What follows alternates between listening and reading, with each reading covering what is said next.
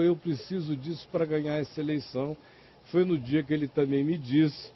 que o Muammar Gaddafi tinha 35 milhões de dólares para internar na campanha dele no Brasil e ele queria saber se eu conhecia pessoas que pudessem fazer isso.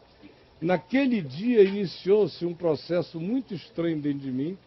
Eu não fui sensato e nem intenso por razões diversas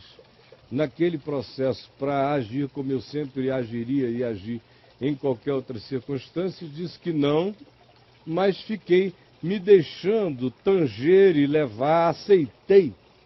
de maneira extremamente idiota que eles continuassem falando comigo a respeito do assunto. Nesse processo, eu participei de um modo extremamente periférico, depois de uns 2 meses, mas o suficiente para minha consciência me dizer até o dia de hoje que eu fiz a coisa mais equivocada de toda a minha existência.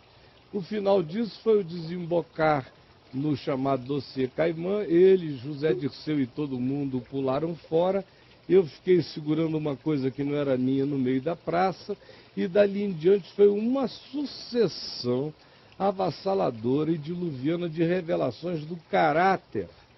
do Lula, ou da ausência total de caráter dele, do José Dirceu e daquele grupo inteiro. Foi tão avassalador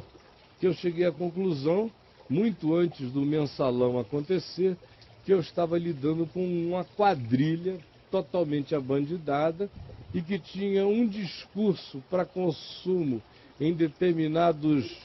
nichos de interesse, enquanto tinham uma articulação de natureza muito mais extensa e que visava um projeto de dominação e de controle mesmo, a ponto do José Dirceu ter me dito: no dia que nós conseguimos emplacar o Lula a primeira vez na presidência da República, a gente não sai mais de lá e, se sair com brevidade,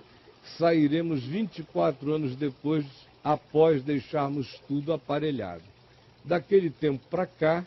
independentemente do que eles tenham feito, do que me envolveu, do que me implicou, do que eu responda por isso, eu sou um homem adulto para admitir a idiotice da minha participação, maior ou menor, periférica ou de qualquer natureza, no processo e vivo com as consequências disso diante de Deus e do meu próximo na cidadania. Mas ficou para mim, para além de qualquer teoria, eu fui introduzido não no quarto do amigo do Olavo com toda aquela documentação escrita, mas fui introduzido numa recâmara de apresentação dos personagens que logo vieram a se mostrar com todos os perfis não caricaturais, porém reais, de quem eles de fato são. Dali para frente foi uma avalanche de percepção a respeito do fato de que nós estávamos e tínhamos caído num malogro dos mais perigosos. Provavelmente agora, parafraseando o Lula, que repetiu isso exaustivamente, nunca antes na história deste país tenhamos tido uma situação de tanto aparelhamento, de tanta metástase, de tanto controle, que, como disse o Olavo, quem quer que ganhe, sendo no caso o Aécio vitorioso, vai ter que ter um esforço desmedido e ter que receber um apoio imenso, porque o aparelhamento é metástico, é profundo e ideologicamente penetrou todas as células e segmentos dessa sociedade. A gente vê aqui no Brasil, Olavo, em Brasília, por exemplo, em qualquer outro lugar, uma quantidade enorme de pessoas que não têm mais a coragem de manifestar o seu voto.